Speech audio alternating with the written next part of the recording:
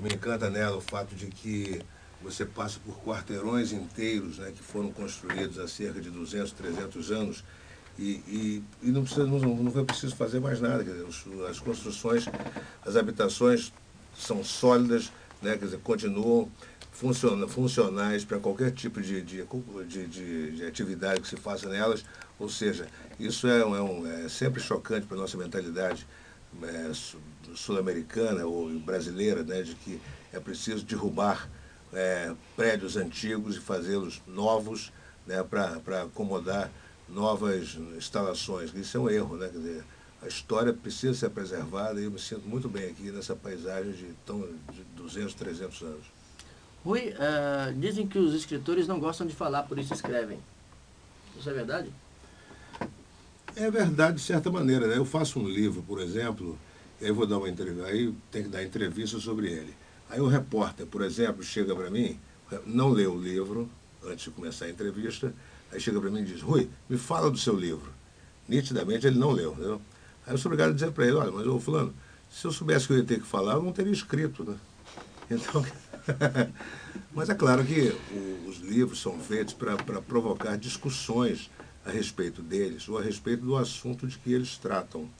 Então é evidente que é sempre bom falar sobre eles e, quer dizer, a partir do que está escrito num livro, é possível manter uma discussão que vai levar adiante, talvez, aquilo que está impresso no livro. 50 anos de Bossa Nova. O livro acaba de sair aqui na Espanha. Eu já li o livro. Recomendo que todo mundo faça a mesma coisa. Todos vocês, os espanhóis que nos escutam aqui, a lo mejor estáis entendendo do que hablamos. El libro es una maravilla, es un deleite, además te lo pasas en grande porque hay muchas historias hilarias y la verdad que Rui lo cuenta bastante bien, las historias de João Gilberto, entre otros grandes personajes de la bossa nova. Rui, te gusta el arte en general, ¿no? Porque la bossa nova, el fútbol, o sea, el arte te acompaña. Sim, mas só voltando a isso que você falou sobre as histórias que estão no livro Bossa Nova, que aqui se chamou La História e Las Histórias, né? É o seguinte, esse não é o primeiro livro sobre Bossa Nova que foi feito. No Brasil já tinham sido feitos vários, né? Mas eram todos à base eram ensaios, né? Eram estudos profundos, né? Muito feitos à base de suposições, né? Nenhum deles contava a história da Bossa Nova, nenhum deles contava os fatos que explicavam como que a Bossa Nova tinha surgido, por que a Bossa Nova tinha existido, né? Tinha aparecido naquela época, enfim, como se comportavam as pessoas, que tipo de necessidade aquelas pessoas tinham para criar uma música como a da Bossa Nova. Então, foi isso que eu decidi fazer, um livro todo à base de informações, e não de deduções, ou suposições, ou de análise de coisas que não tinham sido provadas ainda. Então, acho que esse livro conta a história da Bossa Nova, e é uma história muito bonita, porque é uma história da juventude brasileira, do pós-guerra até os anos 60, né? Quer dizer, a Bossa Nova, que hoje muita gente pensa que é uma música dos velhos, né? Dos pais, nossos pais, coisa parecida. Não. A Bossa Nova foi feita pela juventude brasileira desde 1946 até pelo menos 1965, né? A Nara Leão, por exemplo, tinha 16 anos, né, quando as pessoas se reuniam na casa dela. O Menescal tinha 20. Ou seja, o único velho, na verdade, além do Vinícius, era o Tom Jobim, que tinha 28 anos quando a Bossa Nova começou, né? E já era considerado um dos homens mais bonitos do planeta, né? Juntamente com o Alain Delon e o Bellini, capitão da seleção brasileira de 58.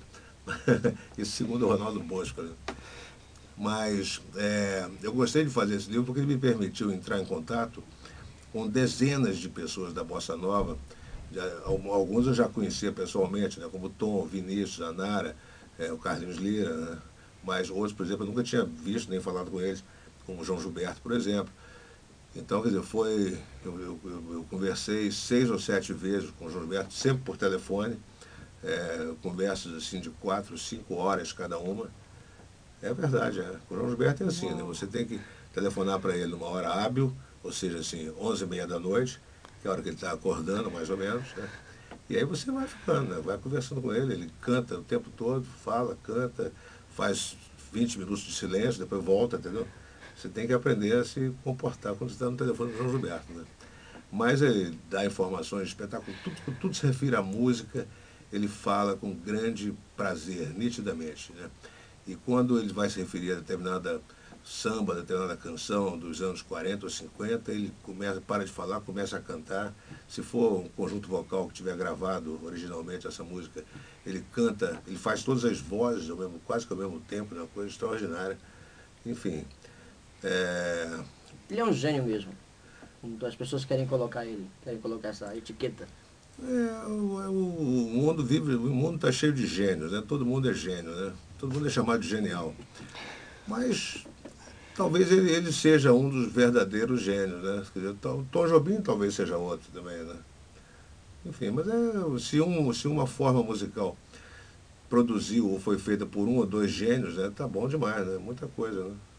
Como é que está a situação do Flamengo agora? Parece que o Botafogo está... Como é que está a situação do Não, futebol? voltando a falar de futebol, é isso? É. Falando de futebol agora. Porque eu sei que você é flamenguista. Não, o Flamengo está disputando o Campeonato Brasileiro, né? Como já teve na liderança durante 12 ou 13 rodadas, aí começou aquilo que eles chamam de janela de venda de jogadores para o futebol europeu. O Flamengo perdeu 3 jogadores fundamentais, né? Dois do meio campo e um do ataque, assim, em questão de dias.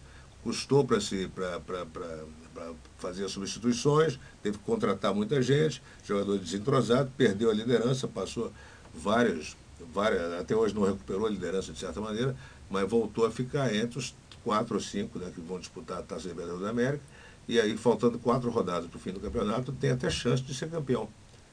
Mas nesse momento está em 5º lugar, embora apenas 3 pontos do líder, que é o São Paulo. O livro sobre o Garrincha é um livro que nós recomendamos aos brasileiros que estão escutando o programa, que vivem aqui em Madrid. E também é um livro, eu não tive a oportunidade de lê-lo, mas tenho uma curiosidade enorme, até porque não consegui comprar o livro aqui. E também nunca me dei o trabalho de pedir que alguém me trouxesse o livro. O livro sobre o Garrincha é um livro biográfico, também conta um pouco a história dele, é como mais ou menos o livro da Bossa Nova?